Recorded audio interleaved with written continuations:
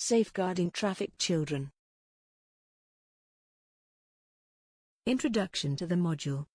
This module will discuss the definitions of child trafficking, its extent in the UK and ways to assess and protect trafficked children.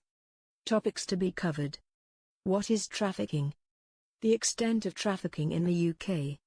Why children are trafficked into the UK. Recognizing potentially trafficked children. Assessing trafficked children. Supporting trafficked children. Accommodation. Missing children. Mental health. What is trafficking? The internationally accepted definition of trafficking comes from Article 3 of the United Nations Protocol to Prevent, Suppress and Punish Trafficking in Persons, especially Women and Children, 2000. A. Trafficking of persons means the recruitment, transportation, transfer, harboring or receipt of persons, by means of threat or use of force or other forms of coercion, of abduction, of fraud, of deception, of the abuse of power or a position of vulnerability or the giving or receiving of payments or benefits to achieve the consent of a person having control over another person, for exploitation. B. Exploitation shall include, at a minimum, the exploitation of the prostitution of others or other forms of sexual exploitation, forced labor or services, slavery or practices similar to slavery, servitude or the removal of organs. C. The recruitment, transportation, transfer, harboring or receipt of a child for exploitation shall be considered trafficking in persons. D. Child shall mean any person under 18 years of age. In principle, child trafficking involves moving children across or within international or national borders for exploitation. The definition also includes what is often referred to as internal trafficking, which is the trafficking of children within domestic borders. Internal trafficking in the UK can involve foreign nationals or citizen children. Trafficking is different from smuggling because of the intent to exploit. Smugglers have no intent to exploit a child they are moving, whereas traffickers do. Similarly, the main difference between adult and child trafficking is that it is irrelevant whether the child has consented to be brought to the destination. Child trafficking is often achieved through coercion and deception. A child might believe that they are moving to the UK for legitimate reasons but are instead exploited. Human trafficking is a worldwide phenomenon, with recent estimates indicating that 2.4 million people are trafficked each year, half of whom are children, UNICEF. After drugs and arms smuggling, trafficking is the largest source of revenue for organized crime, UNICEF. Human trafficking into the UK is a relatively recent phenomenon, but the UK is now a transit and destination country for child victims of trafficking. The extent of trafficking in the UK. In the last 6 years, several research reports have been written to establish the extent of child trafficking in and within the UK. Collecting data about child trafficking is problematic. Very few victims of this form of exploitation would describe themselves as trafficked. These figures are also considered to be underestimated as we can only guess the number of children who have been trafficked into the UK. A recent Home Office report concluded that in the space of 18 months, at least 330 children have probably been trafficked into the UK. The research by PAT UK into cases in 3 northern regions found that over 80 children were suspected of having been trafficked. In both studies, the children originate from a number of different countries, with the most numerous from China, East and West Africa and to a lesser extent Eastern Europe. There is a considerable age range amongst such children, including preschoolers, but the majority are 15 to 17-year-old at the time of discovery. Less is known about their age on arrival into the UK. Until recently, it was thought that the majority of trafficked children are girls, but evidence now indicates that an increasing number of victims are boys. Profiling indicates that there is frequently a link between the country of origin of the child and the type of exploitation. For instance, female children from Nigeria are trafficked principally for domestic servitude, whilst most Russian and Eastern European girls are brought to the UK to be commercially sexually exploited. Why children are trafficked into the UK. The causes of child trafficking are various and complex but can best be divided into push and pull factors. Push factors or those which make children vulnerable to trafficking include political and economic instability, poverty, gender inequality and traditional practices in some communities and cultures. Many children who are victims of trafficking come from extremely poor or dysfunctional families or have been orphaned through parental illness or conflict. In these situations, children might be cared for by extended family or community or end up living on the streets. Some of these children are then recruited by, or passed on to, traffickers who may send them to Europe. Frequently, children are deceived by their traffickers, who prey on their hopes of a better life in another country. Many child victims of trafficking report being tricked into believing that they will have legitimate employment in the UK as a model or in a bar or set up a home with a boyfriend. The pull factors make it possible for children to be exploited in the UK. Put simply, children are trafficked into the UK because of the demand. This demand presents itself in a number of ways, such as trafficked for domestic servitude, trafficked for sexual exploitation, trafficked for forced labor. Recognizing potentially trafficked children. Since child trafficking was first identified in the UK in 1995, local authorities and non-governmental organizations have been developing lists of indicators to assist practitioners in recognizing a trafficked child. It is not an easy task. As with much child abuse, the indicators may be subtle and only take on any real significance when pieced together with other bits of information. Moreover, lists of indicators often reflect local conditions and need frequent revision as the patterns in child trafficking change. For instance, as immigration staff at the major British ports have become more aware of potential signs, there has been a shift by traffickers to bringing children through regional ports at night time where they are less likely to be detected. Indicators of possible child trafficking include child having no passport or identifying papers. Traffickers usually remove children's passports. This act implicitly warns children to avoid exposure to officials of any kind in the country they have been trafficked. Child having no knowledge of their whereabouts. Trafficked children are frequently moved from country to country and city to town without being told where they are going. Traffickers telling the same or similar story to other children about their journey. Traffickers will groom their victims and convince them to give a false account of their purpose or reason for entering the UK.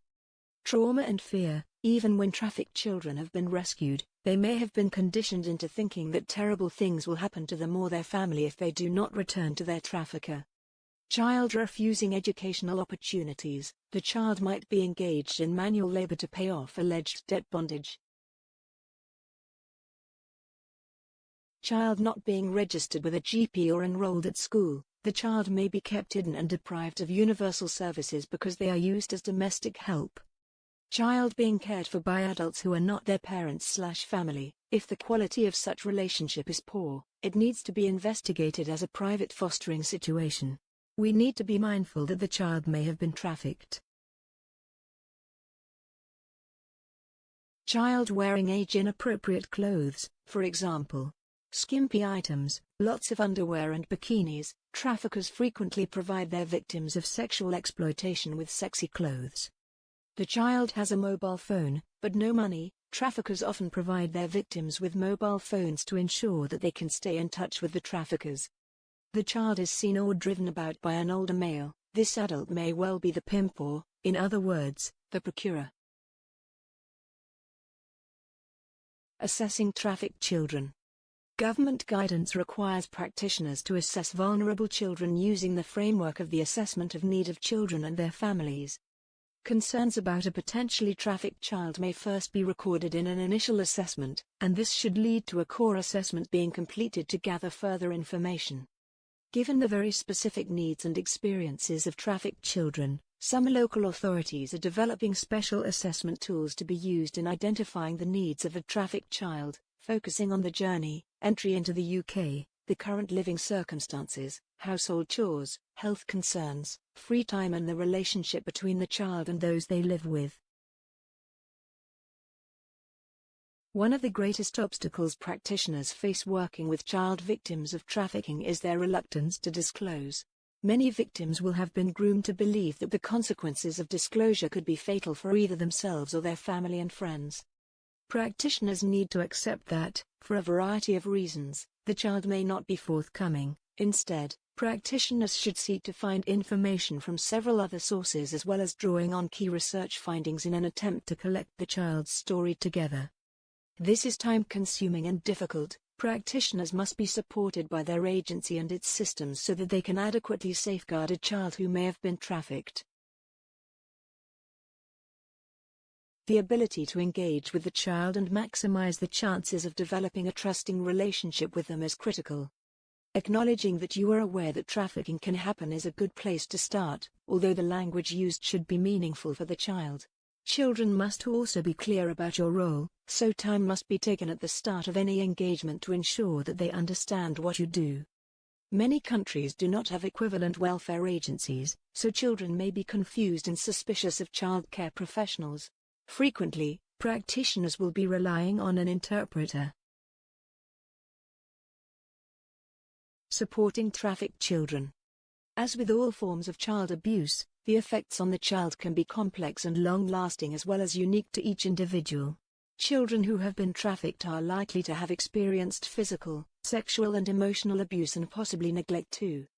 Child protection professionals will be very familiar with the effects of these forms of abuse and what services exist to support children.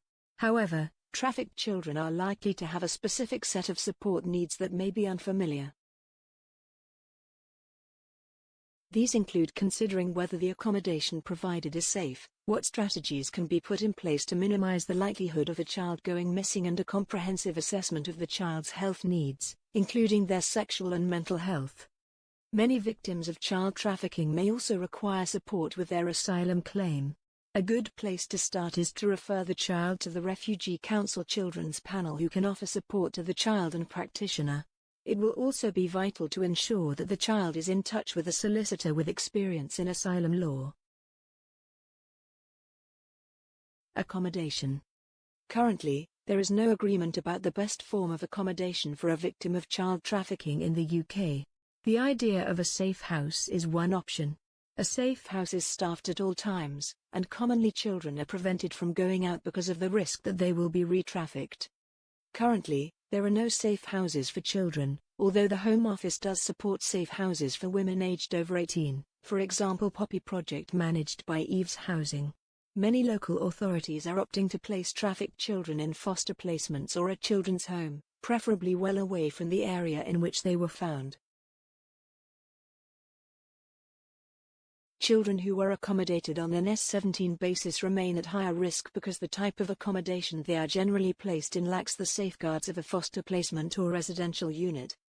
Therefore, as set out in LAC Circular 13, where a child has no parent or guardian in this country, perhaps because he has arrived alone seeking asylum, the presumption should be that he would fall within the scope of S-20 and become looked after. Missing children. A second key support need is how to minimize the likelihood that a child will go missing, given that a recent government report highlighted that 55% of trafficked children had disappeared. Most commonly, children go missing up to 48 hours after being taken into local authority care, some whilst waiting in a social services office to be assessed. Other trafficked children disappear at a later stage, probably under the instruction of their traffickers. Most such children will never be found. Therefore, practitioners working with victims of trafficking need to do all they can to ensure that the child does not go missing. Many local authorities require social workers to produce a risk assessment if it is likely that a child may go missing. It is useful to have a recent photograph of the child, along with a list of current contacts. Foster carers and residential staff need to be alert to anything suspicious, such as the same car being parked outside the property or an increase in calls to a child's mobile phone.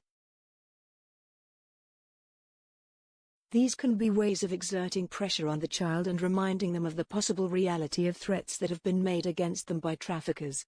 Clearly, it is important for whoever is working closely with such children to acknowledge that this must be a real concern and worry for them, even if they refuse to discuss it. Mental health. It has been demonstrated that adolescents and women who have been trafficked are likely to suffer significant memory loss in relation to their abusive experiences.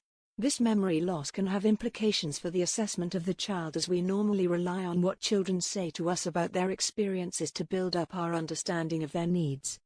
Without information about the abusive experiences such children had undergone, it can be difficult to clarify what support or degree of safety is required. Both the police and the judiciary rely on detailed information to make their decisions in any given case, and if such information is difficult to obtain from a child, it may affect the authorities' capacity to act and may lead to questions about a child's credibility. Post-traumatic stress disorder, depression, self-harming behaviors, attempted suicide and anxiety attacks are all common indicators of the mental health of victims of trafficking. Summary. In this module, we learnt: in principle, child trafficking involves moving children across or within international or national borders for exploitation. Child trafficking is often achieved through coercion and deception. A child might believe that they are moving to the UK for legitimate reasons but are instead exploited. One of the greatest obstacles that practitioners face working with child victims of trafficking is their reluctance to disclose. As with all forms of child abuse, the effects on the child can be complex and long-lasting as well as unique to each individual. It has been demonstrated that adolescents and women who have been trafficked are likely to suffer significant memory loss in relation to their abusive experiences.